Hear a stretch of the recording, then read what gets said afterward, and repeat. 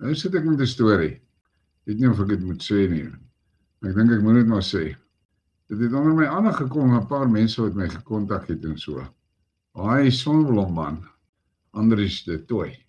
Julle ken sy stories.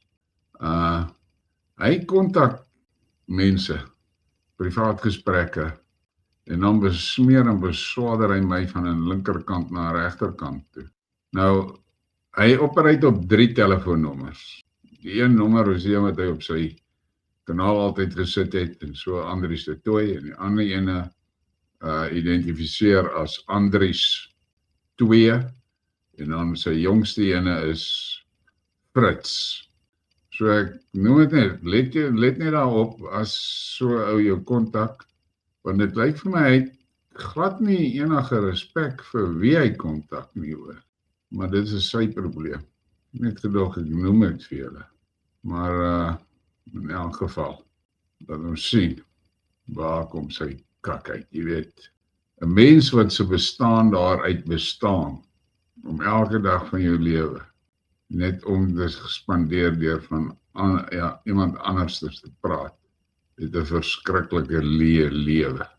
Het niks oorspronklik nie, niks nie.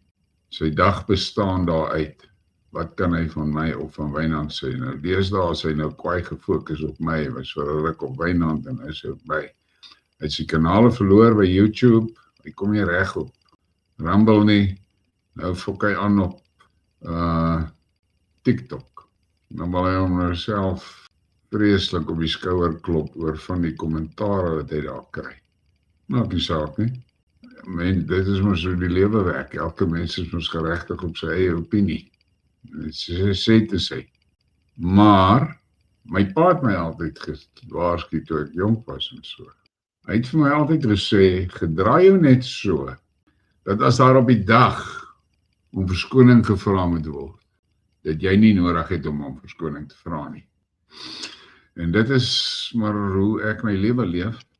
Ek probeer ook so ver as moontlik, as ek nie iets goed van 'n ou kan sê nie, sê ek fokol van hom. En that's it. Maar ongelukkig al die mense opereer nie so nie. Lekker whisky vanaand. Net die beste hoor. Net die bestes. Ek sien wat gaat hier in die chat aan, dat ek nou nie dinge mis hier nie. Ja, user, ek weet, hy doen dit is waaruit sy lewe bestaan om my te beswadder en te wat. Hy het my moes nou laat weet, dat hy het hierdie fenominale redenasie vermoë, en is jammer ek het niks nie. Anders sou ek met hom gedebatteer het. Ek antwoord hom nie eens nie, want hy is die super analitiese vermoëns en alles, in elk geval.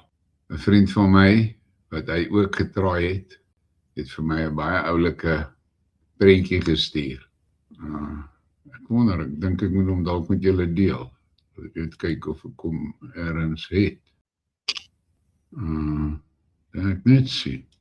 Ek net sien of ek nie die prentjie hier het. Ja, wragtig, ek het hom. Ek sal maar nog 'n meme van hom moet maak. Maar ek het so gelag toe hy hierdie prentjie vir my stuur. So ja, ek moet nou net 'n goeie bewoording dink vir 'n mooi meme. Maar daar is hy. Maak soos jy hond maak, pis op hom en loop weg. Ja, Erard, laat hy maar sy maak, joh. So hy baie spyte het natuurlik ook 'n rol te speel. Maar dit is sy saak. Dit is net sy saak. Ja, dis aan, ek weet het, man, ek het erg haas van my pelle wat afgetrede regters is en so, wat vir my gesê het, man, ons sal hom vat, vir siviel, ons gaan hom siviel vat, gaan jou net die seels kos en so. Sê ek, my fok die ou het niks, hy het omtrent niks. As hy hom bygekom het, weet jy wie gaan die ergste deurloop? Sy vrou. Sy gaan fucking swaar kry. Ek sien mos hoe my vrou nou nog letsels van die kak wat die liquidators gedoen het met haar. Dit was in die geerlikheid, dit was in 1989. 90, dit is hoeveel jaar terug? 30 jaar terug. My vrou het nou nog letsels van wat hy Hoekom so sy gaan op die einde van die dag die straf vat? Nee, hy gaan wegloop met fokol.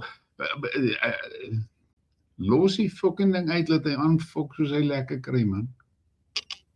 Maar nou ja. Nee, daar was al ouens wat my gesê het, vat hom soveel. Hier's genoeg, ons kan hom uittrek. Hier's genoeg. Hierdie goed wat ons hier het is genoeg. Sê ek, los hom.